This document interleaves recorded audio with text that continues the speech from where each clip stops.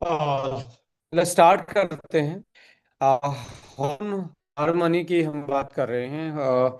यानी कि एक ऐसी मॉलिक्यूल की जो कहीं ना कहीं हमारी जेंडर से लेके हमारी डेली रूटीन की एक्टिविटी से लेके और हमारी लाइफ की जो टोटल आउटपुट है, यानी कि हेल्थ के पर्सपेक्टिव में या हमारे लाइफ के आउटपुट में ये बड़ा रोल प्ले करते हैं। हार्मोन एक ऐसा मॉलिक्यूल है जो जिस पे एक इंसान की लाइफ ताउम्र उस पर डिपेंड करती है, चाहे उसका खाना है, उसका सोना है, या उसकी फर्टिलिटी है, या उसकी मस्कुलाइन है, या उसके मैं बात करूं स्ट्रेस जैसे फैक्टर है, या उसकी मेमोरी है।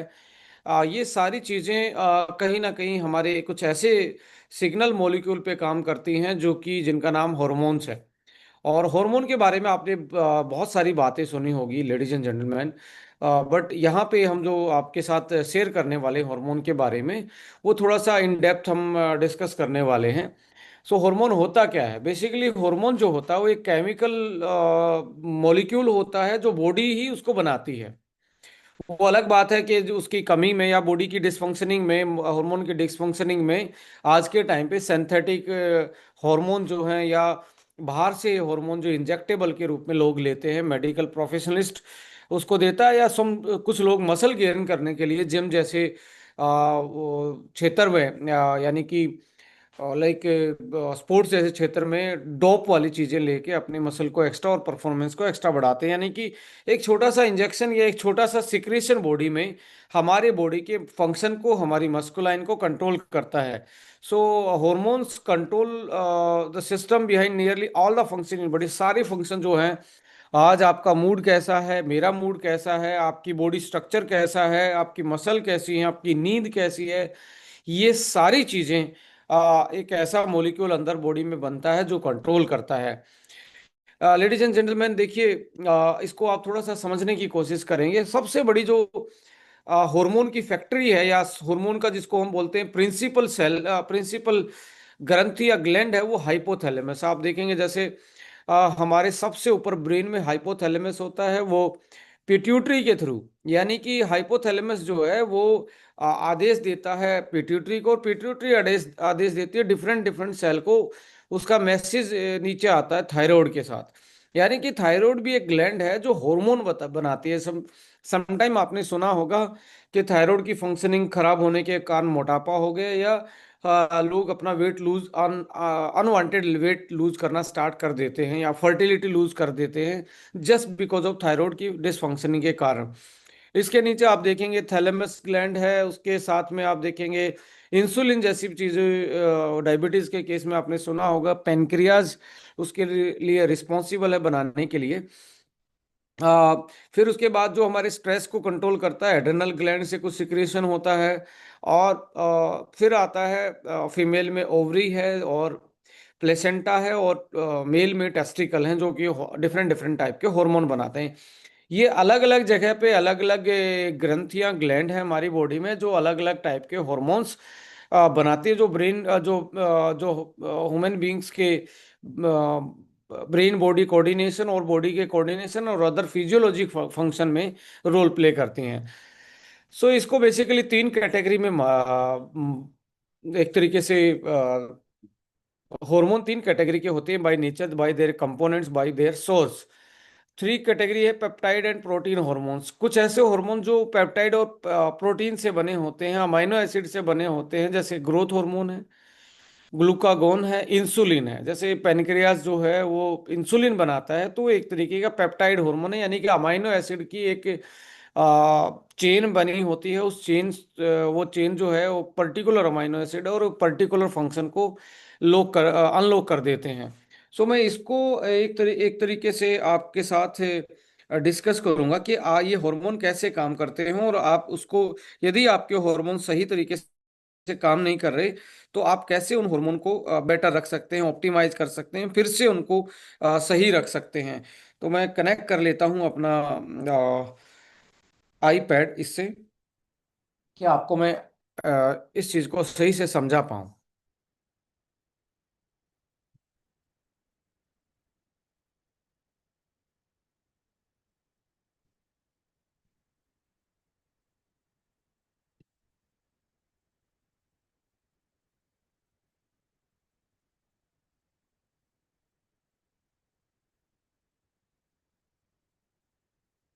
क्या मेरी आवाज़ सही से सुन पा रहे हैं? एक बार आप।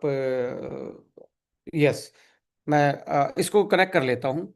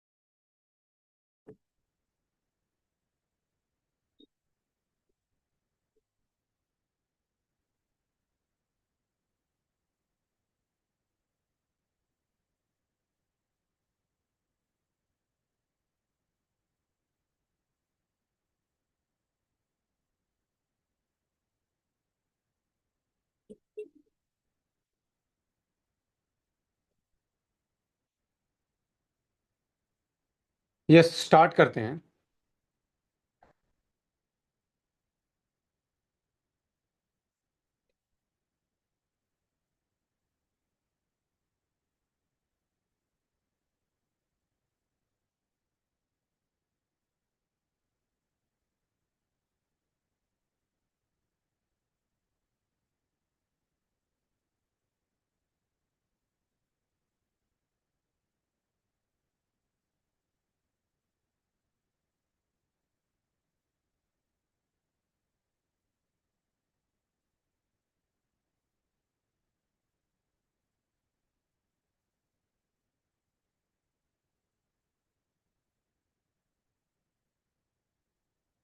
Yes. So ladies and gentleman, जो मैं बोल रहा था आपको एंडोक्राइन सिस्टम के बारे में, जो कि ऐसे ऐसे स्मॉल अमाउंट में जो सिक्रेशन है, मॉलिक्यूल वो बनाते हैं जो हमारी पूरी बॉडी को कंट्रोल करते हैं। वहाँ से एक मास्टर ग्लैंड होती है जिसको हाइपोथैलेमस बोलते हैं। ये ऑर्डर देती है पिट्यूटरी ग्लैंड को, पिट्यूटरी ऑर्डर देती है थायराइड ग्लैंड को। डिफरेंट डिफरेंट जो ऑर्डर हैं वो अलग अलग भाषा में अलग अलग ग्लैंड के पास पहुंचते हैं, और अलग अलग ग्लैंड अलग अलग सिक्रेशन करती है। तो इस तरीके से ये चीज़ें कंट्रोल होती हैं हमारी बॉडी में, हमारे बॉडी के जो फंक्शन है। तो इसको मैं थोड़ा सा डिस्कस करूंगा कि आप इसको इजीली अंडरस्टैंड कर पाएं।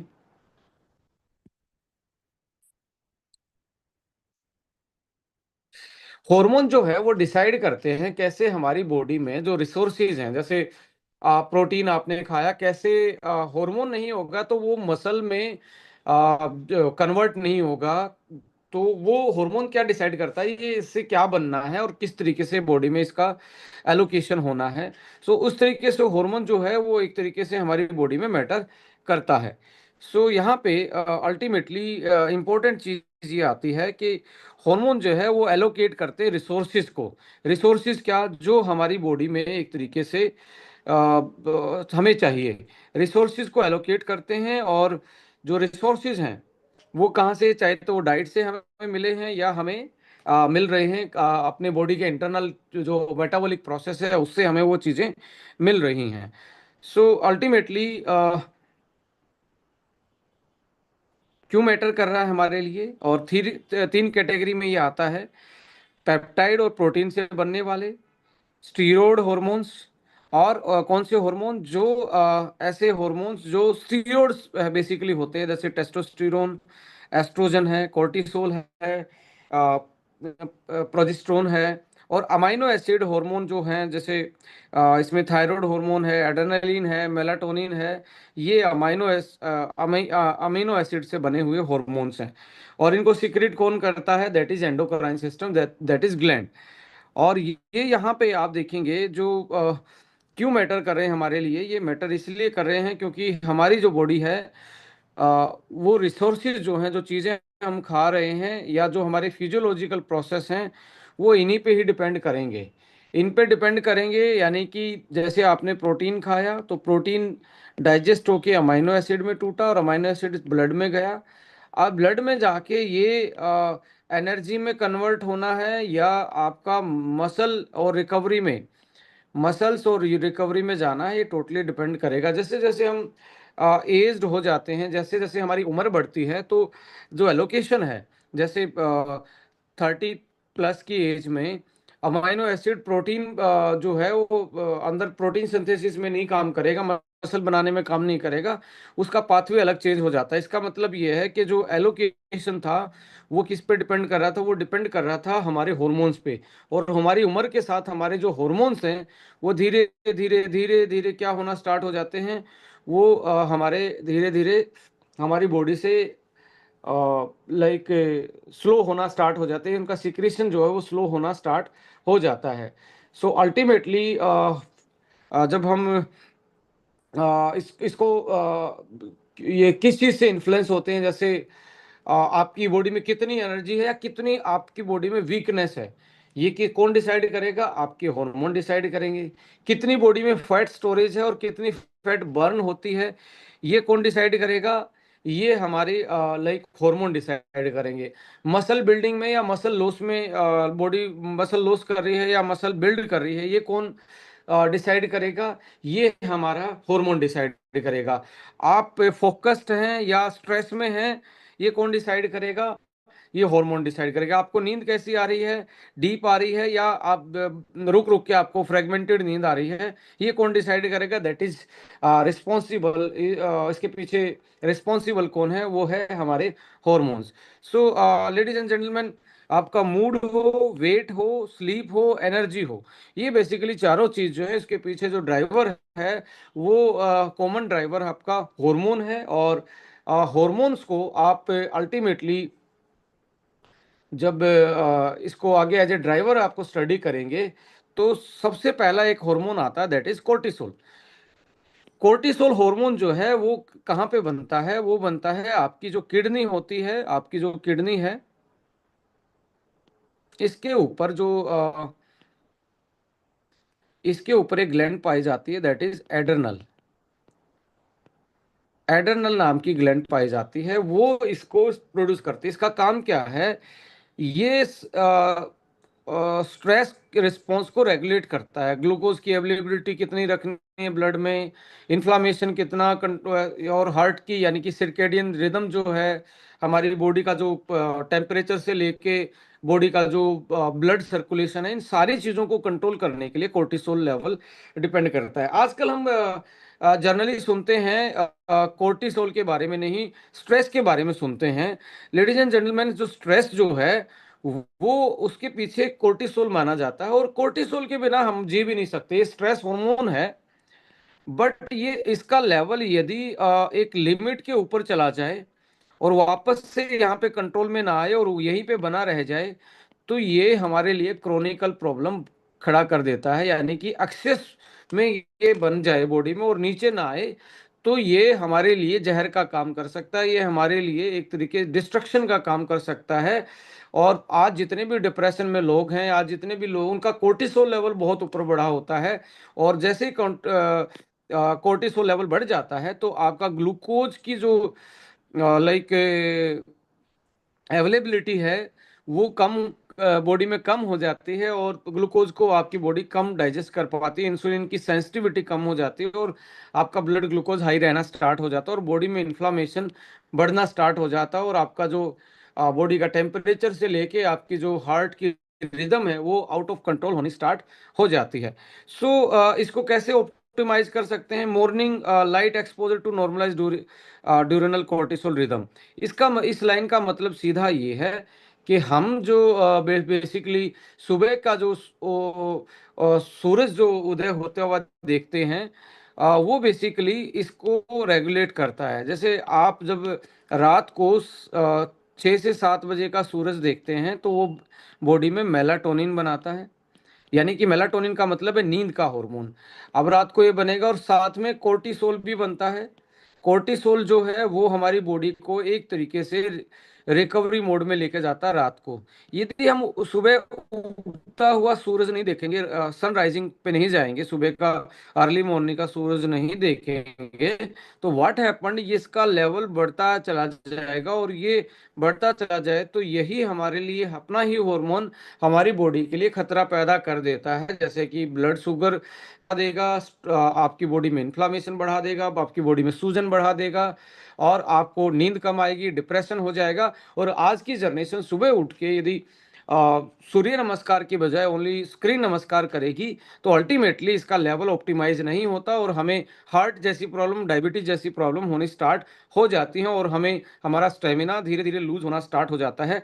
और सो मूवमेंट टू इसकी low intensity movement to support glucose regulation, glucose को रेगुलेट करने में काम आता है। कॉग्निटिव और स्क्रीन स्टिमुलेशन, इवनिंग में यदि आप एक तरीके से स्क्रीन का स्टिमुलेशन कम कर दें, स्क्रीन का एक्सपोजर सोने से पहले बंद कर दें, तो आप इसको मेंटेन कर सकते हो। और एक तरीके से ब्रीदिंग पे कंट्रोल करना, स्ट्रेचिंग, मेडिटेशन, ये सारी चीज़ें हैं जो हमें कोर्टिसोल लेवल को मैनेज करने में हमारी हेल्प करते हैं। कुछ प्रोडक्ट भी हम जरूर बताएंगे।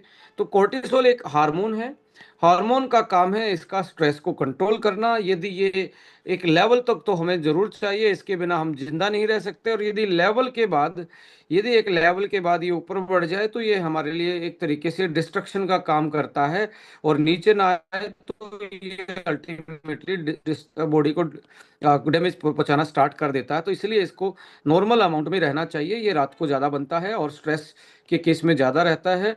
और सुबह यदि आप उगते हुए सूरज को देखते हैं तो आपकी स्ट्रेस कम होती है क्योंकि इसका प्रोडक्शन मेंटेन होना स्टार्ट हो जाता है। इसके बाद आपकी जो स्लीप है उसको भी एक तरीके से ये मॉड्यूलेट करता है। कोर्टिसोल मॉड्यूलेट एक तरीके से फैक्टर का काम करता है। यदि आपको लगता है कि मुझे स्ट्रेस ज़्यादा रहती है और प्रूवन आप कोई मॉलिक्यूल यूज़ करना चाहते हैं स्ट्रेस में कोर्टिसोल को को कंट्रोल करने के लिए, आस्वावन एक ऐसा प्रोडक्ट है जो कि इसके लेवल को रेगुलेट कर सकता है। और ये क्लिनिकल ह्यूमन ट्रायल में प्रूव किया गया। ये कोई अकेला एनिमल स्टडी नहीं है कि इसको ह्यूमन लोगों में, इंसानों में भी स्टडी करके पाया गया है क्लिनिकल ट्रायल के ये कोर्टिसोल लेवल को विद इन 60 डेज कंट्रोल में लिया जाता है। और इसको पावरफुल अडेप्टोजन बोला जाता है। अडेप्टोजन का मतलब इसलिए होता है, चाहे फिजिकल स्ट्रेस में हो आपकी बॉडी या साइकोलॉजिकल स्ट्रेस में हो, हार्मोनल स्ट्रेस में हो, इमोशनल स्ट्रेस में हो, किसी भी स्ट्रेस में क्यों ना हो, ये आपको एक ऐसी ये प्रोडक्ट आपको ऐसा आपकी बॉडी को ताकत देता है कि हर टाइप की स्ट्रेस को कोप अप करने में हेल्प करता है। बट लेडीज एंड जेंटलमैन, इसमें अकेला KSM-66 अश्वगंधा ही नहीं है, इसके साथ स्ट्रेस को साथ में सिनर्जेटिकली यानी कि मिल्क स्ट्रेस को कोप अप करने में जिंक्शन भी हेल्प करता है, ग्रीन टी भी हेल्प करता है, फिजिटिन भी और बायोप्रिन भी। ये इसमें एक तरीके से 4 मॉलिक्यूल है अश्वावन, इसलिए इसका नाम अश्वावन प्लस है। एक में ही 4 चीज़ें एक्स्ट्रा और हैं जो हमें स्ट्रेस मैनेजमेंट में, एंटी एजिंग सपोर्ट में न्यूरो प्रोटेक्टिव रोल प्ले करता है और न्यूट्रिएंट्स को एब्जॉर्ब करवाने में हमारी हेल्प करता है। यानी कि स्ट्रेस के केस में अश्वावन आपकी बड़ी हेल्प करेगा। और साथ में कॉम्बिनेशन में यदि ब्रेन वन ले लेते हैं, क्योंकि ब्रेन वन में जिंको बिलोबा, अश्वा और बोकोपा, ये एंटी स्ट्रेस का काम करते हैं और आपके ब्रेन की अलर्टनेस को, जो हाई कोर्टिसोल की वजह से कॉग्निटिव डिक्लाइन गया है, वो उस कॉग्निटिव को अप कर सकता है। और ऑक्सीडेटिव स्ट्रेस जो है हमारी बॉडी में एक ऐसा इसमें कॉम्बिनेशन है ब्रेन वन में जो हमें ऑक्सीडेटिव स्ट्रेस से फाइट करने में हमारी हेल्प कर सकता है और मेमोरी को शार्प कर सकता है एल थियानाइन डीएचए एसिटाइल कोलिन की वजह से। और ऐसा बोला जाता है कि हमारा जो सेकंड ब्रेन है वो हमारे पेट में होता है, हमारे गट में होता है। तो इसमें प्री एंड प्रोबायोटिक का कॉम्बिनेशन दिया गया है जो ब्रेन और गट को अलाइन कर रखता है और आपके मूड को रेगुलेट करता है, आपकी इम्यूनिटी को रेगुलेट करता है। और एक तरीके से कुछ ऐसे प्रोबायोटिक बैक्टीरिया आइडेंटिफाई हुए हैं जो अल्जाइमर जैसी बीमारी होने से भी हमारी, यानी कि न्यूरो डिजेनरेटिव डिसऑर्डर होने से भी हमें बचाता है। So L tyrosine, B6 B12 alertness, concentration, focus करने में और नर्व हेल्थ को, फोलिक एसिड, B1 हेल्प करता है और साथ में zinc copper selenium mood regulation में हमारी हेल्प करते हैं। तो ये दो प्रोडक्ट का कॉम्बिनेशन है जो कोर्टिसोल लेवल को सही रख सकता है, that is Asva one plus brain one. आप इन दोनों प्रोडक्ट को एज ए कॉम्बिनेशन में यूज कर सकते हो। सुबह आप एक अस्वा वन लेके शाम को एक एक अस्वा वन और ब्रेन वन, आप दो इस तरीके से कॉम्बिनेशन में आप यूटिलाइज कर सकते हो। जिन लोगों को स्ट्रेस रहती है, नींद कम आती है, मूड स्विंग बार बार में होते हैं, तो उनके लिए दोनों प्रोडक्ट का कॉम्बिनेशन बहुत ही अच्छा है। और आज ये भी देखा गया है कोर्टिसोल लेवल बढ़ने के कारण, चाहे आपका पैनक्रियास सही से काम भी कर रहा हो, फिर भी आपको डायबिटीज जैसी, प्री डायबिटीज जैसी कंडीशन फील होती हैं। तो एक नई रिसर्च के मुताबिक, नए डाटा के मुताबिक, आज के टाइम पे ladies and gentleman, stress diabetes का पहला कारण बनता जा रहा है। उसके बाद डेफिशिएंसी रोल प्ले करती है, उसके बाद आपका टाइप ऑफ फूड, यानी कि हम किस टाइप का फूड खा रहे हैं और किस टाइम पे खा रहे हैं। तो पहला फैक्टर है inflammation and stress.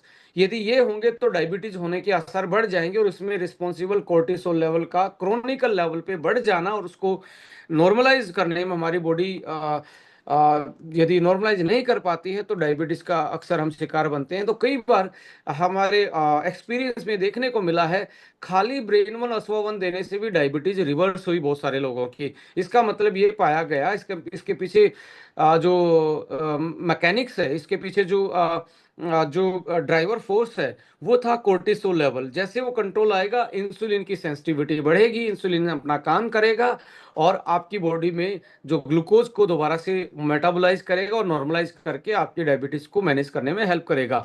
So stress को मैनेज कीजिए तो डायबिटीज अपने आप में मैनेज होना स्टार्ट हो जाती है। और आज की पॉपुलेशन हाईली स्ट्रेस है एज कंपेयर टू पहले की जनरेशन से। सो ये दो प्रोडक्ट का कॉम्बिनेशन एज पर साइंस जो एविडेंसेस हैं, एज पर डाटा जो एविडेंसेस हैं, और जो ये मोलिकुलर जो इसमें इंग्रेडिएंट का जो एक तरीके से फॉर्मुलेशन है, वो हमें इन डेली की स्ट्रेस को कॉप अप करने में और अच्छी स्लीप, अच्छी नींद दिलाने में हमारी हेल्प करता है और ग्लूकोज को और मेटाबॉलिक डिसऑर्डर को रेगुलेट करने में और नॉर्मलाइज करने में हमारी हेल्प करता है। सो लेडीज एंड जेंटलमैन, अगले हार्मोन की तरफ बढ़ेंगे, that is testosterone. Testosterone male hormone होता है, ये मेल में ही पाया जाता है, कुछ लेवल तक फीमेल में भी पाया जाता है, बट डोमिनेट करता है मेल में। इसलिए मर्दों की जो आवाज होती है वो हाई पिच आवाज होती है, इसलिए ज्यादा हेयर होते हैं। ये आप जो वो फेस पे हेयर देख रहे हैं, एक्स्ट्रा हेयर देख रहे हैं या मस्कुलाइन देख रहे हैं, जो मस्कुलिटी है मेल और फीमेल में, वो तय होती है टेस्टोस्टेरोन के ओनली नैनोग्राम में पाया जाता है। यानी कि मिलीग्राम छोड़िए, नैनोग्राम में ही ये मस्कुलाइन और हमारी हाई पिच और हमारे अग्रेसिवनेस को डिसाइड करता है एज कंपेयर टू मेल और फीमेल में। ये एक बड़ा डिफरेंस पैदा करता है। अक्सर देखा गया है कुछ फीमेल स्पोर्ट्समैन भी इसको जब हार्मोन को यूज कर लेते हैं अपने परफॉर्मेंस को बढ़ाने के लिए, मसल को गेन करने के लिए, तो उनको अनवांटेड हेयर, फेस पे अनवांटेड हेयर देखने को मिलते हैं। उनकी वॉइस जो है वो हाई पिच हो जाती है, यानी कि मर्दों जैसी आवाज हो जाती है। This is all because of the hormones जो एक्स्ट्रा बॉडी में इंजेक्ट किया जा रहा है। तो ये एक तरीके से जो हमारी muscle, bone, mood and metabolic health को मैटर करती है, इस पर डिपेंड करती है। सो इसको कैसे ऑप्टिमाइज किया जा सकता है? इसको ऑप्टिमाइज करने के लिए देखा गया है कि यदि आप डेली एक्सरसाइज करते हैं तो ये एक तरीके से इसका सिक्रीशन मेंटेन रहता है। यदि आप मस्कुलर स्ट्रेंथ ट्रेनिंग करेंगे, चाहे वो मेल है या फीमेल है, तो इसका लेवल बढ़ता है और ये मसल टोन अप रखने में, बोन डेंसिटी को, मिनरल डेंसिटी को हायर रखने में हमारी हेल्प करता है। और प्रोटीन और टोटल एनर्जी इनटेक, यदि आप कार्ब कम लेते हैं, यानी कि मीठा, मीठे से बनी चीजें कम खाएंगे, तब भी ये टेस्टोस्टेरोन का लेवल ऊपर रहता है। और प्रोटीन ज्यादा लेते हैं, प्रोटीन हाई प्रोटीन डाइट लेते हैं, तो उस केस में भी देखा गया है कि टेस्टोस्टेरोन बॉडी में ज्यादा बनता है।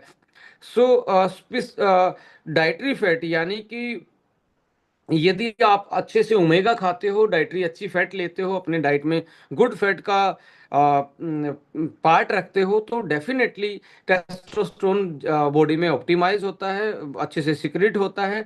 और आज के टाइम पे हमने क्या किया है कि आज हमारी डाइट में फैट तो है, पर फ्राई फैट है, वो एक तरीके से प्रोसेस फैट है, वो सैचुरेटेड फैटेड से भरी हुई है या ट्रांस फैटी एसिड से भरी हुई है, जो हमारे लिए कार्डियो ये जो कार्डियोवास्कुलर बीमारियां हैं, जो हार्ट और हार्ट से रिलेटेड बीमारियां हैं, उनका कहीं ना कहीं कारण बनता है। और खून में एक तरीके से गाढ़ापन, और खून में जो क्लोटिंग है, यानी कि हमारे यहाँ नलियों में क्लोट बनाने का और ब्लॉकेज करने का कारण भी बनता है, जो कि आज हम अपनी डाइटरी फैट जो है वो कन्वर्टेड फैट ले रहे हैं, या तो कार्बोहाइड्रेट से वो एक्स्ट्रा बॉडी खुद बना लेती है, या बाहर से हम जब उसको हाई टेम्परेचर पे प्रोसेस करते हैं, फ्राई करते हैं, तब वो गुड से बैड फैट में कन्वर्ट हो जाता है। जो अच्छे वाले फैटी एसिड हैं, जो ओमेगा वाले फैटी एसिड हैं, वो कन्वर्ट हो जाते हैं बैड वाले में, ट्रांस वाले में, एंड सैचुरेटेड फैट, जो कहीं ना कहीं फैट का जो बैलेंस था, सैचुरेटेड अनसैचुरेटेड, वो अनबैलेंस होने के कारण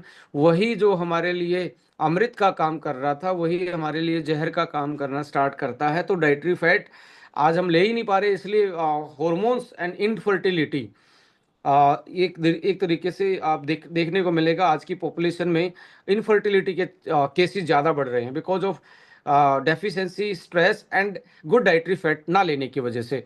यदि इंसान अच्छे से गुड क्वालिटी स्लीप ले लेता है, तो ये भी रात को हॉर्मोन्स को रिवाइव करने का काम करते हैं। और जो स्लीप डेप्रिवेटिव सोसाइटी की तरफ हम आज के टाइम पे जा रहे हैं, स्लीप डेप्रिवेटिव का मतलब है ना तो एक टाइम पे, फिक्स टाइम पे हमारा फिक्स सोने का टाइम है, ना हमारी ड्यूरेशन फिक्स है कि हम कितने टाइम डेली सोने वाले हैं। सो हम एक स्लीप डेप्रिवेटिव सोसाइटी की तरफ बढ़ रहे हैं। ऐसे में हमारे हार्मोन इम्बैलेंस होना, चाहे वो स्ट्रेस के हार्मोन बढ़ना, और हमारे इसेंशियल हार्मोन जो हैं, टेस्टोस्टेरोन मेल में, वो या एस्ट्रोजन जो फीमेल में है, उनका अनबैलेंस होना, और हमें बहुत सारे ऐसे बीमारियों की तरफ, ऐसे माल फंक्शनिंग और डिसफंक्शनिंग की तरफ लेके जाना, इसमें ये बहुत बड़ा रोल प्ले करते हैं। सो यदि एंडोक्राइन डिस्टरप्टिंग केमिकल की बात करें, तो ये क्या होते हैं?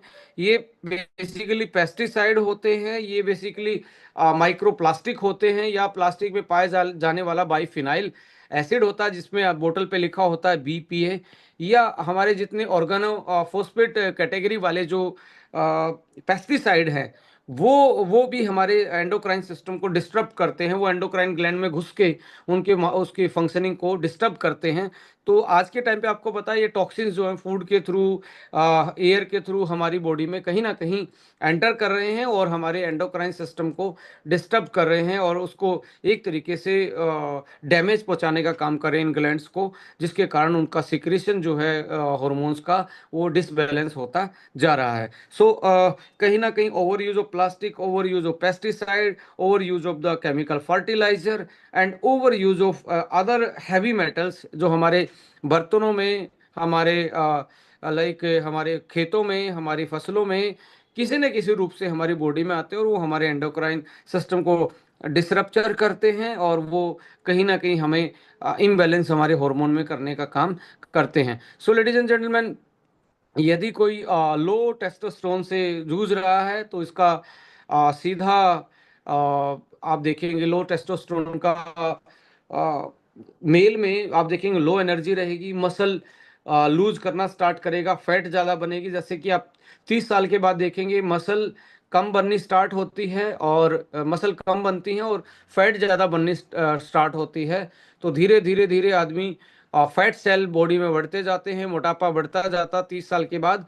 वही जो आप कार्बोहाइड्रेट वाली डाइट से भी मसल बना लेते थे, बीच में केला और चावल खा के भी मसल बना देते थे, वही 35 साल के आसपास जाते जाते प्रोटीन, हाई प्रोटीन डाइट से भी हम मसल गेन नहीं कर पाते, जस्ट बिकॉज ऑफ जो ग्रोथ हार्मोन है, जिसमें टेस्टोस्टेरोन जो है या insulin like growth factor IGF जो है, वो बहुत बड़ा रोल प्ले करता है। सो प्रो वाइटलाइजर एच जो है वो कहीं ना कहीं हमें एक ऐसी लाइक कॉम्बिनेशन है जो हमारे हॉर्मोन्स को लाइक ऑप्टिमाइज करने में हमारी हेल्प करता है। सदियों से यूज होने वाली हर्ब्स जो हैं वो इसमें डाली गई हैं, और जैसे कि आप देखते हैं इसमें कौच बीज है, हॉर्नी गोट वीड है, पाइन बार्क है, जो हमें जैसे इरेक्टाइल डिसफंक्शनिंग भी कहीं ना कहीं एक बड़ा इंडिकेशन है। If somebody is feeling erectile dysfunctioning, like वो लो हार्मोन का, लो टेस्टोस्टेरोन का एक सिग्नल है।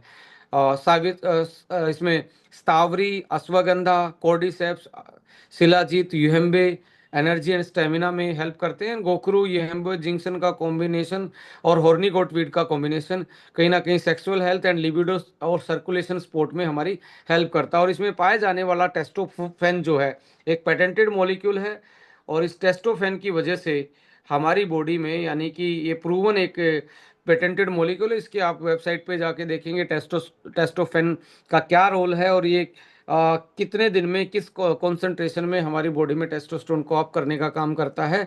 सो टेस्टोफेन अकेला ही बहुत महंगा मॉलिक्यूल, आप सिंगल मॉलिक्यूल मार्केट में मिलता है, बट ये प्रो वाइटलाइजर आपको अनेबल करता है कि आप मल्टीपल जो प्रूवन हर्ब्स हैं उनका कॉम्बिनेशन लेके अपने हार्मोन को बैलेंस कर सकते हो। Erectile dysfunctioning, libido, sperm count, even energy, stamina, और एक तरीके से मसल गेन करने में और मसल के टोन अप में आपकी हेल्प करने वाला है। सो प्रोवाइटलाइजर एच एक हर्बल फॉर्मुलेशन है। इसके साथ आपको वाइटलिटी फ्यूल ई जो है वो एक तरीके से इसेंशियल, इसमें विटामिन मिनरल्स हैं जो आपको सपोर्ट करते हैं, जैसे B6 है, 5 STP है, थियानाइन है, ट्रिप्टोफेन है, इनिसिटोल है। मूड रेगुलेशन, न्यूरो सपोर्ट, और D3 zinc, copper, immune function, और selenium antioxidant support, L arginine blood circulation, magnesium muscle relaxant, B3 और methyl folate and butyric cellular health में।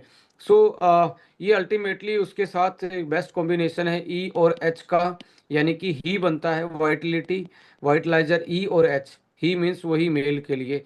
तो दोनों का कॉम्बिनेशन है, दो दो कैप्सूल आप वाइटलिटी एच के, और एक टैबलेट आप वाइटलिटी ई का आप यूज करते हैं कॉम्बिनेशन में, तो आपको विद इन मंथ आपको हार्मोन में एनहांसमेंट दिखेगा।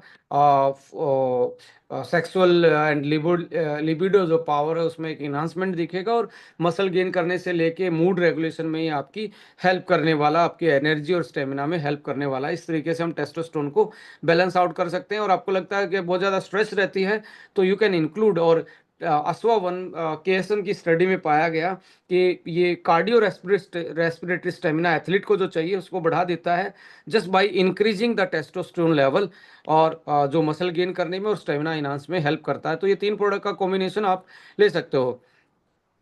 अगला प्रोडक्ट, अगला E2 जिसको बोलते हैं एस्ट्राडायोल, ये बेसिकली एक स्टीरॉयड हार्मोन होता है जो हमारे माइटोकॉन्ड्रिया क्या होता है, हमारी ये सेल है, इसकी ये राजधानी न्यूक्लियस है, और ये हमारी सेल की मेम्ब्रेन है, ये इसकी सेंटर में पाई जाने वाली न्यूक्लियस यानी कि राजधानी, ये कैपिटल है। और आप सेल को यदि भारत माने तो भारत के पास इलेक्ट्रिक सप्लाई, चाहे वो हाइड्रो पावर से है वो या वो थर्मल पावर से है, या आने वाले टाइम पे हम बात कर रहे हैं न्यूक्लियर पावर की, या सोलर से हम कोई पावर बना रहे हैं। ऐसे हर सेल को एक पावर का सोर्स चाहिए जिसको पावर हाउस बोलते हैं। इसको बोलते हैं हम पेनक्रियाज, ये हमारी बॉडी का, सॉरी, ये इसको बोलते हैं माइटोकॉन्ड्रिया, ये हमारी बॉडी का पावर हाउस है।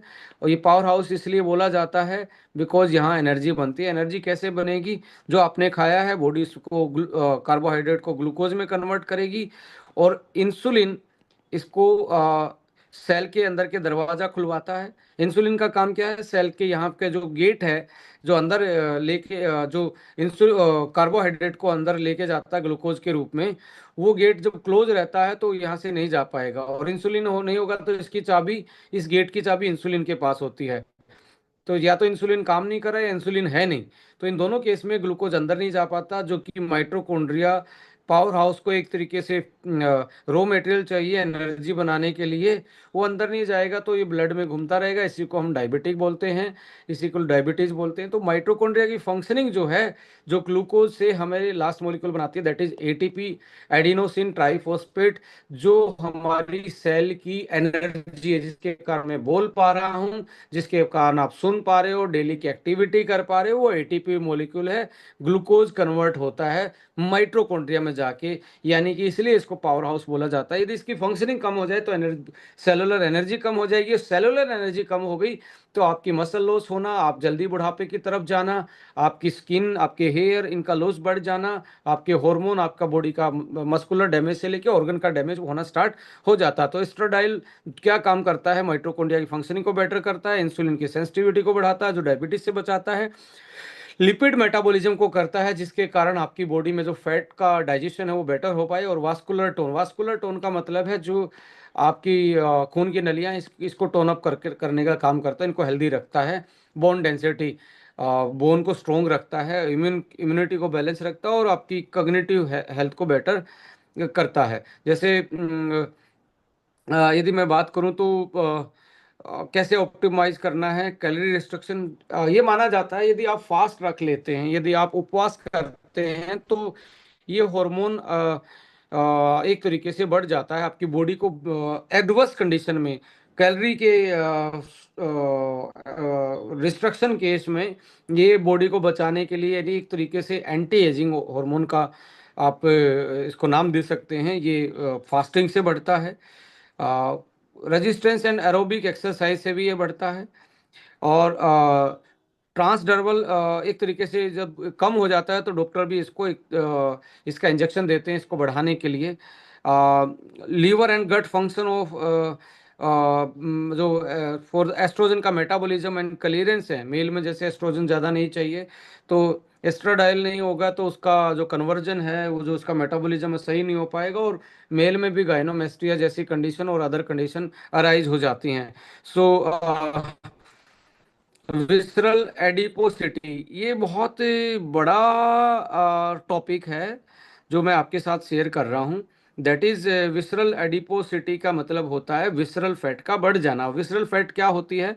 कुछ लोग दुबले पतले भी दिखते हैं पर वो मोटे होते हैं, अंदर से मोटे होते हैं, उनके लीवर पे, उनकी किडनी पे, उनके हार्ट पे, उनके पेनक्रियाज पे एक्स्ट्रा फैट जमा हो जाती है, जो ब्लड सर्कुलेशन को, इंसुलिन की सेंसिटिविटी को एक तरीके से कम कर देती है। तो ऐसे में इसको बोलते हैं विसरल फैट।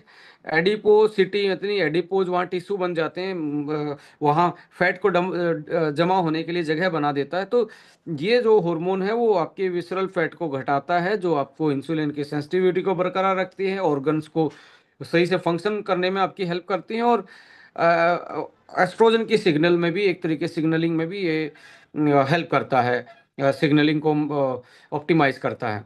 सो कुछ प्रोडक्ट हैं जैसे हीमोफोर्टीन है, इसमें पाया जाने वाला folic acid, vitamin B 12 and beetroot, और ट्रांस रेस्वेरेट्रोल जैसी चीज़ें। अब ट्रांस रेस्वेरेट्रोल क्या करता है? ये एक तरीके से ऑटोफेजी को, ऑटोफेजी का मतलब है कि अंदर की डेड सेल को बॉडी में निकालने का, खुद ही बॉडी उसको खा जाएगी।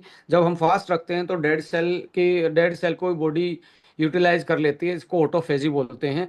सो ट्रांस रेस्वेरेट्रोल एक तरीके से बॉडी में ऐसा मैसेज देता है जैसे कि कैलोरी नहीं आ रही, तो बॉडी डेड सेल को खाना स्टार्ट कर देती है। सो ट्रांस रेस्वेरेट्रोल है, बीट रूट है, पोमेग्रेनेट है, साथ में जिंक और विटामिन सी, और क्वार्टर और आयरन, ये कहीं ना कहीं इस हार्मोन को ऑप्टिमाइज करने का काम करते हैं। हीमोफोर्टिन इसमें कॉम्बिनेशन हो सकता है, एवरीडे वन, डेली के विटामिन्स, मिनरल्स और एंटीऑक्सीडेंट पूरे होंगे तो ये हार्मोन बैलेंस रहता है।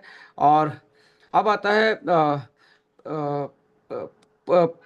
नेक्स्ट हार्मोन, जो फीमेल हार्मोन होता है, प्रोजेस्टेरोन और एस्ट्रोजन, दो हार्मोन ऐसे होते हैं जो फर्टिलिटी को, जो ये अनबैलेंस हो जाए तो फर्टिलिटी, कंसीव करने में प्रॉब्लम ये आती है, पीरियड साइकिल में प्रॉब्लम आती है। जो स्लीप क्वालिटी को, एनजाइटी को, इम्यून बैलेंस को, ब्रेस्ट एंड एंडोमेट्रियल डिफरेंशिएशन और इन्फ्लामेशन को कंट्रोल करता है, ये वाला हॉर्मोन्स, जो बेसिकली फीमेल्स के लिए बहुत इंपॉर्टेंट होता है, जिसको P4 बोलते हैं। ये कैसे ऑप्टिमाइज किया जा सकता है? ओवुलेटरी साइकिल एक तरीके से जो पीरियड साइकिल है वो इसी पे ही डिपेंड करती है कि वो रेगुलेट होगी या इरेगुलेट होगी। और बहुत सारे टैबलेट भी इसको डॉक्टर प्रिस्क्राइब करता, मैं इस पे नहीं जाना चाहता, ये को दूसरा तरीका है इसको ऑप्टिमाइज करने का। आ, एक तरीके से आपकी नींद और आपका मूड जो है इस पे डिपेंड करेगा। और बहुत सारे ऐसे हैं जो लाइक आपकी जो स्ट्रेस है वो इसको अनबैलेंस करने का काम करते हैं। तो स्ट्रेस को कोप अप करने के लिए फिर से आपको एंटी स्ट्रेस फैक्टर पे जाना पड़ेगा। एक्सरसाइज, मेडिटेशन या ब्रेन वन अस्वा वन जैसी चीज़ें ऐड ऑन कर सकते हैं। और कोलेस्ट्रॉल का जो इनटेक है, यानी कि डाइट में यदि हम घी खाते हैं तो हमारा टेस्टोस्टेरोन, हमारा प्रोजेस्टेरोन, एस्ट्रोजन जैसी चीज़ें ऑप्टिमाइज होती हैं। घी में एक तरीके से गुड वाला कोलेस्ट्रॉल होता है और वो हमारी बॉडी के लिए ज़रूरी होता है क्योंकि उससे हार्मोन बनते हैं। सो उससे विटामिन डी भी हमारा बनाने में हेल्प करता है। तो ऐसी चीज़ें कुछ हम घी के बारे में, फैट के बारे में गलत चीजें इंफॉर्मेशन जो सुनी उसके कारण हम आज कैलोरी रिस्ट्रिक्टिव डाइट में या फैट को हम अवॉइड करते हैं डाइट में, जो कि कहीं ना कहीं हमारे हार्मोन को इम्बेलेंस करने का काम करता है। सो लेडीज एंड जेंटलमैन, यहाँ पे वोमेन वन बहुत अच्छा एक कॉम्बिनेशन है जो आपके हार्मोन को बैलेंस करता है। 10 ml 2 टाइम पे यदि आप लेंगे फीमेल के केस में, तो ये वाला हार्मोन पीरियड साइकिल इसका सबसे बड़ा मूड स्विंग होना और पीरियड साइकिल इरेगुलर होना, ये फीमेल में एक तरीके से इसका इंडिकेटर है कि ये, या कंसीव करने में प्रॉब्लम आना, ये इंडिकेटर है। तो वुमेन वन है इस कॉम्बिनेशन में। यदि आप 35 साल से नीचे की एज में है फीमेल, 18 से 35, उस केस में स्वीट 18 प्लस एक फंक्शनल विटामिन मिनरल का कॉम्बिनेशन है एंटीऑक्सीडेंट के साथ और प्रोबायोटिक के साथ, जो मूड को, स्ट्रेस को और हार्मोन को रेगुलेट करने का काम करता है। मल्टीपल इंग्रेडिएंट इसमें डले हुए हैं और 14 जो माइक्रो न्यूट्रिएंट्स हैं जो आपकी हिडन हंगर को, छुपी हुई भूख जो है उसको शांत करने का काम करते हैं। विटामिन मिनरल्स जो हैं जो इसेंशियल है वो भी हैं, और साथ में ये फंक्शनल उस को बनाने के लिए स्वीट 18 में ये चीज़ें डली हुई हैं, जैसे evening primrose oil extract, shatavari, moringa, spirulina, ashwagandha, omega fatty acid, mangosteen, red clover, cranberry और सी बकथोर्न जैसी चीज़ें इसमें डली हुई हैं, जो आपके ब्रेन को, हार्मोन को, न्यूट्रिएंट्स को एक तरीके से एनरिच करना, जो डाइटरी डेफिशिएंसी है उसको फुलफिल करना, एंड एंटीऑक्सीडेंट और इन्फ्लामेशन को कंट्रोल करने का काम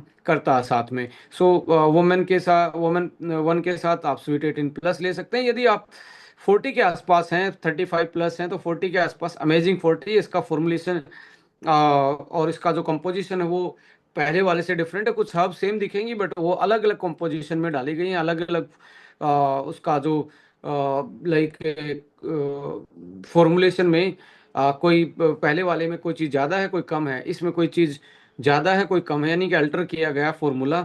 और इसमें 16 इसेंशियल माइक्रो न्यूट्रिएंट्स डाले गए हैं, जैसे इसमें आप चेस्टबेरी देखेंगे, इसमें ब्लैक कॉस्ट देखेंगे जो उसमें नहीं था, इसमें क्रैनबेरी भी देखेंगे, और इसमें सलाखी और यानी कि बॉसवेलिया सेरेटा इसको बोलते हैं, एंटी इन्फ्लेमेटरी जो ज्वाइंट्स को ठीक रखता है, एंड करक्यूमिन, क्योंकि 40 साल के आसपास ज्वाइंट्स में प्रॉब्लम होती है तो इसमें वो फैक्टर डाला गया है जो एंटी इन्फ्लेमेटरी ज्वाइंट्स को स्पेशली केयर करता है। और लीवर की हेल्थ भी डिग्रेड होती है, तो हम डाइजेशन की प्रॉब्लम 40 साल के आसपास जाके फील करते हैं, तो इसमें लीवर का फैक्टर भी डाला गया। और एंटी एजिंग, 40 साल के बाद एजिंग जो फास्ट स्टार्ट होती है, इसमें कैल्शियम ए के जी डाला गया, जो एंटी एक तरीके से 8 साल आपको आपकी सेलुलर एजिंग को कम कर सकता है एज पर स्टडी, यानी कि 8 साल आपकी उम्र को छोटा कर सकता है। ये तो आपके मल्टीविटामिन में डाला गया है, इवन एवरीडे वन में भी ये डाला गया है।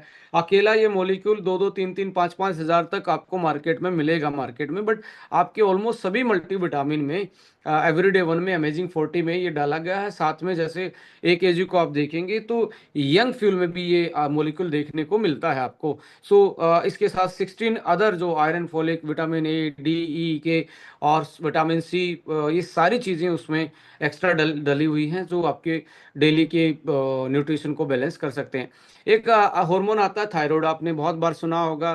थायराइड की डिसफंक्शनिंग के कारण हमें मोटापा हो जाना, इनफर्टिलिटी का कारण बनना, कैल्शियम के अब्जॉर्प्शन में हेल्थ दिक्कत होना, या हमारी बॉडी का टेम्परेचर, या हमारी बॉडी में एडिमा नाम, जैसे पैरों में, हाथों में आपको स्वेलिंग देखने को मिलती है बहुत बार, जो कि हमें हमारी एनर्जी प्रोडक्शन में हमारी हेल्प करता है। थर्मोजेनेसिस यानी कि बॉडी की हीट को कंट्रोल करने में, लिपिड्स और ग्लूकोज के मेटाबॉलिज्म में, मूड और कग्निटिव हेल्थ में हमारी हेल्प करता है। सो इसको ऑप्टिमाइज करने के लिए हमें जैसे भरपूर मात्रा में आयोडीन और बहुत सारे ऐसे मिनरल्स हैं जो हमें लेने चाहिए, और प्रोटीन हमें एक तरीके से अपनी डाइट में मेंटेन रखना पड़ेगा। साथ में यदि आप फास्टिंग रख लेते हो तो आपको थायराइड की जो सिक्रीशन है या थायराइड की डिसफंक्शनिंग है, उपवास रखने से वो भी कंट्रोल होती है। यानी कि कार्बोहाइड्रेट कम खाएं और कैलोरी को रिस्ट्रिक्ट करें। आयरन, आयोडीन एंड सिलेनियम, तीन ऐसे मॉलिक्यूल है, मेटल आयन है जो हमें हमारी थायराइड की हेल्थ को बेटर करते हैं। सिलेनियम, आयोडीन एंड आयरन, ये हमें देखना चाहिए। हम कैसे, जैसे ग्रीन लीफी जो डाइट है उसको हमें लेना चाहिए, और लाइक हमारे डेली के इन्फ्लामेशन को कंट्रोल करना चाहिए। यानी कि फ्राई और शुगर जैसी चीज़ें ये कम खाएंगे और अच्छी नींद लेंगे तो थायराइड के हार्मोन भी बैलेंस रहते हैं। सो हमेशा आदमी टीएसएच को टेस्ट करवाता। मैं हमेशा बोलूँगा कि यदि टी थ्री को फ्री टी थ्री को आप टेस्ट नहीं करवाते तो तब तक आपको आइडिया नहीं लगेगा आपकी थायराइड की फंक्शनिंग सही है, यानी कौन इसके पीछे रीजन है। सो टेस्ट को कंप्लीट करवा के आप इसको एक तरीके से मैनेज करने में आपकी हेल्प करेगा। कौन सा? Thyro one. इसके लिए एक स्पेशल प्रोडक्ट है, दैट इज थायरो वन। इस थायरो वन का कंपोजिशन देखेंगे, रो कैल्प पाउडर, एक ऐसा ये मराइन, मैं बोलूँगा समुद्र का एक ऐसा पौधा है जिसमें आयोडीन भरपूर मात्रा में नेचुरल मिलता है। तो रो कैल्प पाउडर डाला गया है, कैल्प पाउडर है, सावरी है, आयोडीन है, टायरोसिन है। ये थायराइड के फंक्शन को, थायराइड के हार्मोन बनाने में ये कॉम्बिनेशन हेल्प करता है। और लीवर का डिटॉक्सिफिकेशन होगा, जैसे गूगल मिल्क और एन एसिटाइलसिस्टीन, ये साथ में इसलिए डाला गया है क्योंकि थायराइड जो टी4 बनाती है वो टी3 जब तक कन्वर्ट नहीं होगा तो वो बॉडी में काम नहीं करेगा। और टी4 से टी3 बनाने का काम है हमारे लीवर का। तो थायरोवन में एक ऐसा फैक्टर भी डाला गया है जो लीवर को डिटॉक्सिफिकेशन करता है और लीवर को फंक्शन को ऑप्टिमाइज करता है। तो हमारा आराम से टी4 जो है वो रेगुलेट और कन्वर्ट हो सकता है एक्टिव फंक्शनल जो थायराइड हार्मोन है टी3 में। साथ में स्ट्रेस एक मेजर कारण बनता है थायराइड का फंक्शन का इनबैलेंस में। तो अश्वगंधा स्थावरी स्ट्रेस मैनेजमेंट में अडेप्टोजन का काम करता है, और एनर्जी और मेटाबॉलिज्म में calcium AKG and L phenyl alanine नाम का एक अमाइनो एसिड होता है जो हमें वो एनर्जी मेटाबॉलिज्म में हेल्प करता है। साथ में मैंने बताया था सिलेनियम एक बहुत बड़ा, आयरन था, आयोडीन था और सिलेनियम था, ये बहुत बड़ी हेल्प करते हैं। सो copper, magnesium, manganese and probiotic और कॉलिन नाम की जो न्यूरो ट्रांसमीटर, न्यूरो मैसेंजर का काम करते हैं। तो एक कंप्लीट थायरो केयर के लिए आपके पास ये प्रोडक्ट है जो थायराइड हार्मोन को ऑप्टिमाइज कर सकता है। चाहे वो लीवर और थायराइड का एक्सेस हो, दोनों का एक तरीके से एक दूसरे के साथ मिलके काम करना हो, अकेला थायराइड पे नहीं, बॉडी के अदर फंक्शन जैसे स्ट्रेस को, लीवर के फंक्शन को भी ये साथ में सेकेंडरी कोप अप करने का काम करता है। इसके साथ यदि आपको लगता है बहुत ज़्यादा स्ट्रेस रहती है तो ब्रेन वन आप साथ में एड ऑन कर सकते हैं, जिसमें आप बहुत बेहतरीन कॉम्बिनेशन बना सकते हैं थायराइड की फंक्शनिंग में, थायराइड वन और ब्रेन वन को एड ऑन करके। इसके साथ लीवर वन भी, यदि यदि ये लगता है कि जिस आदमी को थायराइड की प्रॉब्लम है, डिसफंक्शनिंग है, तो और लीवर का भी साथ साथ में प्रॉब्लम चल रहा है, आप लीवर का इजीली टेस्ट करवा सकते हो।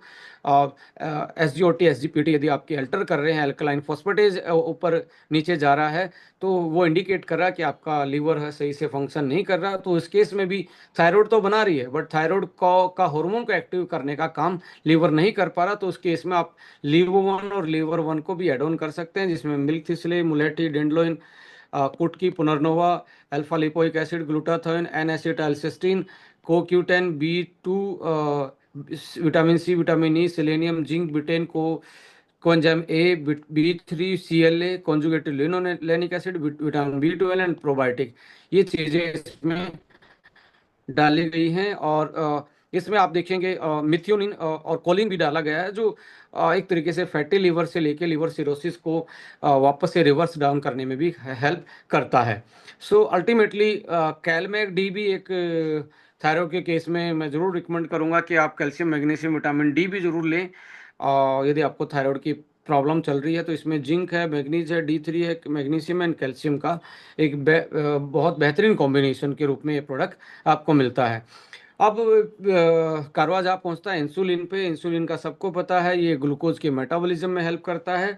इसकी ये यदि कम बने या ये बनने के बाद काम ना कर पाए तो हम मधुमेह, डायबिटीज, शुगर जैसी बीमारी से एक तरीके से हमारी बॉडी में वो इंड्यूस हो जाती है। और इंसुलिन आपको पता है पेनक्रियाज बनाता है, जो कि हमारे ग्लूकोज को ट्रांसपोर्ट का काम करता है, सेल तक ले जाने का काम करता है ब्लड से। सो इसको ऑप्टिमाइज करने के लिए आपको एक तरीके से लो जीआई फूड को आपको ज़्यादा खाना चाहिए, जिससे पेनक्रियाज की हेल्थ सही रहे। आप नींद को कंप्लीट करना चाहिए, एक्सरसाइज करना चाहिए, खाने के बाद थोड़ा सा मूवमेंट करना चाहिए, जैसे होता है पोस्ट मील मूवमेंट, वॉक करना चाहिए खाने के बाद। वो एक तरीके से इंसुलिन के बेटर यूटिलाइजेशन और बेटर सिक्रेशन में आपकी हेल्प करता है। और मसल्स और ये एक्सरसाइज करते हैं तो वो एक तरीके से आपके इंसुलिन को मेंटेन करने का काम करता है, सेंसिटिविटी को बढ़ाने का काम करता है। और रिफाइंड कार्ब को लिमिट करें, और अल्ट्रा प्रोसेस फूड जो फ्राई फूड हैं उनको हम यदि अवॉइड करें तो इंसुलिन को हम मेंटेन रख सकते हैं। और इंटरमिटेटिंग फास्ट बहुत इसमें बड़ा रोल प्ले करती है। इसका मतलब होता है शाम का जो भी डिनर था, डिनर और ब्रेकफास्ट के बीच में जो गैप है, ब्रेकफास्ट के बीच में वो 14 से मिनिमम 16 घंटे का गैप हो डेली। ये तो आप उसको इंटरमिटेटिंग फास्टिंग बोलते हैं, लोग इसको 18 घंटे तक भी लेके जाते हैं। या एक दिन खा के अगले दिन छोड़ देते हैं फिर खाते हैं, अल्टरनेट इंटरमिटेटिंग फास्टिंग भी बोलते हैं। एक दिन खाया, अगले दिन फास्टिंग रखा, फिर अगले दिन खाया, इसको भी फास्टिंग। ये भी इंसुलिन की सेंसिटिविटी और सिक्रेशन को मेंटेन करने में हमारी हेल्प करता है। यदि आप इससे डायबिटीज़ और इंसुलिन की सेंसिटिविटी और इंसुलिन के प्रोडक्शन आपको लगता है ये हार्मोन इम्बैलेंस है आपका, तो इस केस में आप डाई वन का सहारा ले सकते हो, जिसमें जिमनेमा, फेनोग्रीक यानी कि मेथी, जिमनेमा, सिनामन, दालचीनी, नीम, करेला, अर्जुना, बारब्रीन एंड अश्वगंधा का कॉम्बिनेशन है, जो आपके ब्लड शुगर लेवल को ऑप्टिमाइज करने का काम करता है। इंसुलिन पेनक्रियाज की हेल्थ को बेटर, बीटा सेल को रिजर्वेशन पावर बढ़ाता है, और इंसुलिन के सिक्रेशन से लेके सेंसिटिविटी तक ऑप्टिमाइज करने का काम करता है। साथ में विटामिन ई, D और के एंड बायोटिन, ये भी आपके ग्लाइसेमिक कंट्रोल और इंसुलिन सेंसिटिविटी को बढ़ाते हैं। टोरिन और बायोटिन जैसी सिले जो अमीनो अमीनो एसिड है, वो बीटा सेल के फंक्शन को और पेनक्रियाज के फंक्शन को बेटर करता है। ये चीजें जो ये वाला कॉम्बिनेशन बनाया गया है, ये ग्लूकोज के मेटाबॉलिज्म को, ट्रांस रेस्पिरेटोर सिलेनियम जो है इंफ्लामेटरी और ऑक्सीडेटिव स्ट्रेस को कंट्रोल करता है, zinc and chromium lipids and glucose के मेटाबॉलिज्म को हेल्प करता है। और क्रोमियम एक ऐसा मॉलिक्यूल है, एक ऐसा मेटल आयन है जो इंसुलिन यदि पेनक्रियाज बन रहा है पर सेल उसको एक्सेप्ट करने से मना कर रही है, जिसको रेजिस्टेंट बोलते हैं, इंसुलिन रेजिस्टेंट, उस रेजिस्टेंट को ब्रेक करने का काम करता है। इंसुलिन को इफेक्टिव बनाता है और सेलेक्टिव बनाता है। B12, B6 न्यूरोलॉजिक और इन्फ्लामेशन सपोर्ट के लिए आपके है। यहाँ पे इस फॉर्मूला में एक चीज़ आप देखेंगे, ये ग्लूकोज को मेटाबॉलिज्म करने में, इंसुलिन के सिक्रीशन में और इंसुलिन की सेंसिटिविटी को तो बढ़ाता ही है, साथ में कुछ ऐसी चीज़ें भी डाली गई जैसे अलार्जिनिन है। आपको देखा गया कि भी डायबिटीज़ के केस में ब्लॉकेज ज़्यादा होती हैं, हार्ट की प्रॉब्लम ज़्यादा होती हैं, तो एक तरीके से आपकी वास्कुलर डायलेशन, खून की नलियों को खोलने का काम करता है अलार्जिनिन, वो भी डला है। डायबिटिक के केस में ये देखा गया है, उनका ग्लूकोज यदि एनर्जी में कन्वर्ट नहीं हो तो लो एनर्जी रहती है और बार बार में भूख लगती है ऐसे इंसान को। टोरिन जो है वो बिना ग्लूकोज के भी बॉडी में एनर्जी फैट को डिजोल्व करके देने में काम करता है। साथ में आप देखेंगे ट्रांस रेस्वेरेट्रोल है, वो भी हार्ट को प्रोटेक्ट कर रहा है। और उसमें विटामिन ए जो है और कैरोटीनॉइड्स जो हैं वो हमारी आंखों को सही रखने का काम करते हैं। और ये जो बर्बरिन है ये एक तरीके से इस ये सेम इफेक्टिव है जो आज के टाइम पे डायबिटीज की एक डॉक्टर आपको दवाई देता है। ये नेचुरल एक वैसी ही ये सिंथेटिक नहीं है, ये नेचुरल बर्बरिन वैसा ही काम करता है जो आज के टाइम पे डायबिटीज की आपको डॉक्टर दवाई देता है, उसका बिल्कुल मिमिक जैसा है ये। ये इसके बारे में यदि आप ज़्यादा और ज़्यादा अच्छे से जानना चाहते हैं तो एक मैं आपको केस स्टडी जरूर दूंगा पढ़ने के लिए। गूगल पे जाइए, बर्बरीन के इफेक्ट पढ़िए, और वो एक क्या काम कर सकता है जिसको हम बोलते हैं, जो डॉक्टर प्रिस्क्राइब करता है, मेटफॉर्मिन। मेटफॉर्मिन जैसा ही इफेक्ट इसका होता है, और यदि अश्वगंधा मिल जाए तो डेफिनेटली ये एंटी स्ट्रेस और मेटफॉर्मिन का कॉम्बिनेशन जैसा काम करके आपकी बॉडी में ग्लूकोज के मेटाबॉलिज्म को और आपके माइटोकॉन्ड्रिया की फंक्शनिंग को बेटर करने का काम करता है। तो ये एक तरीके से डायबिटीज में आपका फ्रेंड बन सकता है, आपका दोस्त बन सकता है, आपका पार्टनर बन सकता है, डाइवाइटल वन।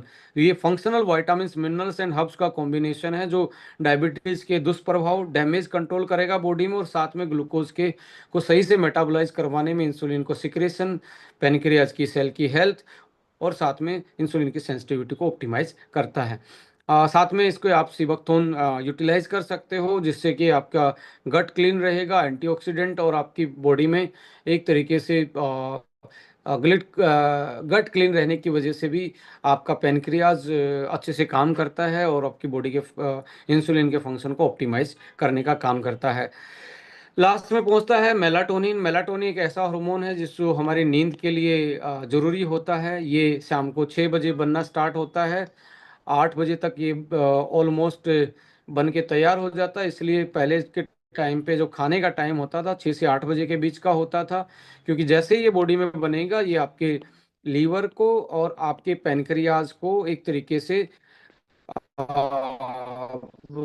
इनके फंक्शन को स्लो कर देता है, और इनका फंक्शन स्लो हो जाएगा, डाइजेशन स्लो हो जाएगा। तो इसलिए अक्सर हमारे पहले के लोग जो बोलते थे कि भाई साहब रात को खट्टे फ्रूट नहीं खाने चाहिए, खट्टी चीज़ें नहीं खानी चाहिए, क्योंकि लीवर जो है बाइल बनाता है, और बाइल जो है एसिड को बैलेंस करने का काम करता है। यदि आप फूड में एसिड खा लें, खट्टी चीज़ें खा लें, रात को मेलाटोनिन बाइल के लीवर के फंक्शन को स्लो कर देता है, बाइल कम बनेगा, और आपकी बॉडी में वात का पित्त जैसी चीज़ों की अनबैलेंस होना स्टार्ट होगा, इनडाइजेस्टिबिलिटी हो जाएगी, ब्लोटिंग हो जाएगी, और बहुत सारे डाइजेशन से रिलेटेड का आपकी दिक्कत बढ़नी स्टार्ट हो जाएगी।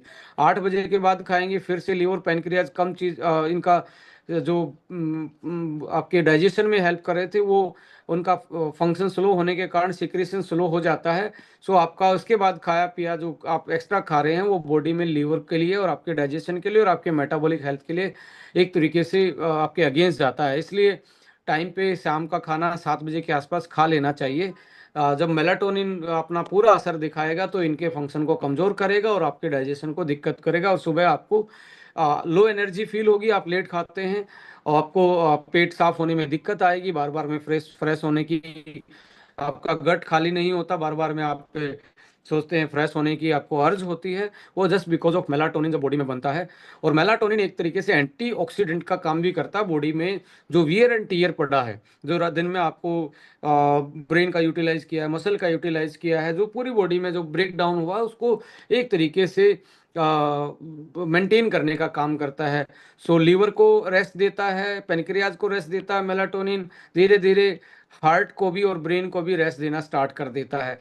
जो लोग टाइम पे नहीं खाते शाम को और शाम का ढलता हुआ सूरज नहीं देखते, उनकी नींद अच्छी नहीं होती और उनका लीवर और धीरे धीरे पेनक्रियाज और हार्ट जैसी बीमारियां धीरे धीरे उनको घेरना स्टार्ट हो जाती हैं। सो ये हमारे एजिंग को कंट्रोल करता है और हमारी एनर्जी को स्टोरेज यूटिलाइज रेगुलेट करने में काम करता है। तो आप इंसुलिन इसको ऑप्टिमाइज करने के लिए सबसे अच्छा है कि आप प्रॉपर 6 से 8 घंटे की नींद लें, और सोने का सही टाइम जो 10 बजे से 4 बजे के बीच में है वो बेस्ट टाइम है जिसमें मेलाटोनिन अपने सारे कामों को सही तरीके से रेगुलेट कर पाता है। यदि आप लेट सोते हैं तो मेलाटोनिन का असर कम रहता है और आपका दिमाग की बीमारियां, लीवर की बीमारियां, पेनक्रिया जैसी बीमारियां आपको बढ़ने के चांसेस ज़्यादा रहते हैं। सो इसमें ये देखा गया है यदि आप जल्दी खाना खा लें और रात को हल्का खाना खाएं तो मेलाटोनिन ज़्यादा अच्छे से प्रोड्यूस होता है और आपको बॉडी को ऑप्टिमाइज करने में हेल्प करता है। इसमें कैलमैक डी और ब्रेन वन का बहुत अच्छा कॉम्बिनेशन है। आपको नींद कम आ रही है, आपको बार बार में आपकी नींद डिस्टर्ब होती है, तो दो प्रोडक्ट का कॉम्बिनेशन रात को, एक कैलमैक डी और एक ब्रेन वन, यदि आप ये दोनों लेते हैं तो आपकी नींद ऑप्टिमाइज होता हो जाती है और मेलाटोनिन का प्रोडक्शन में ये आपको हेल्प करते हैं। सो लेडीज एंड जेंटलमैन, बीमारी से बहुत पहले बहुत सारी चीज़ें हमें सिग्नल देती हैं, हार्मोनल सिग्नल आते हैं जो कि चेंजेस को एक तरीके से डिनोट करते हैं। सो हार्मोन बहुत ज़रूरी है, इनको मैनेज करना। कहीं ना कहीं ये हमारी फील गुड फैक्टर, बॉडी के फंक्शन, बॉडी की एज को ऑप्टिमाइज करते हैं। सो अल्टीमेटली इनको यदि हम रेगुलेट कर लेते हैं तो लॉन्ग टर्म हम हेल्थ बेनिफिट लेते हैं। लॉन्ग टर्म अपनी बॉडी की टोन अप, बॉडी की मसल, बॉडी की शेप, बॉडी की लाइक नींद और बॉडी के अदर फंक्शन हमारे कंट्रोल में रहते हैं और लॉन्ग टर्म इसका हमें बेनिफिट मिलता है। तो आप इसको बोल सकते हो हार्मोन भी एक तरीके से, सारे हार्मोन बॉडी के फंक्शन और एंटी एजिंग का काम करते हैं। सो ये सारे कुछ कॉम्बिनेशन मैंने इन हार्मोन्स को मेंटेन करने के लिए बोला। लाइक हार्मोन में हमने इंसुलिन पे थोड़ा फोकस किया, हमने मेलाटोनिन पे फोकस किया, हमने फोकस किया थायराइड हार्मोन्स पे फोकस किया। ये तीन तो ऐसे हैं जो आपको आज बहुत सारे लोग इन पे चर्चा कर रहे हैं मेडिकल साइंस में या जर्नल आम व्यवहार में, तीनों हार्मोन के बारे में हम बात कर रहे हैं। बट इसके साथ टेस्टोस्टेरोन, एस्ट्रोजन, प्रोजेस्टेरोन, एस्ट्राडायोल, ये हार्मोन भी हमारे बहुत ही इंपॉर्टेंट होते हैं जो हमारी हेल्थ को ऑप्टिमाइज करते हैं। और इनको आप अच्छी नींद, एक्सरसाइज, स्ट्रेस को मैनेज करके और अच्छी डाइट लेके आपको मैनेज कर सकते हो। और साथ में हर्बल न्यूट्रीजेनिक्स इसमें आपका एक दोस्त, साथी, पार्टनर बनता है इनको रेगुलेट करने में, इनको मैनेज करने में। So this is all from today's presentation के हम हॉर्मोन्स को कैसे ऑप्टिमाइज कर सकते हैं। और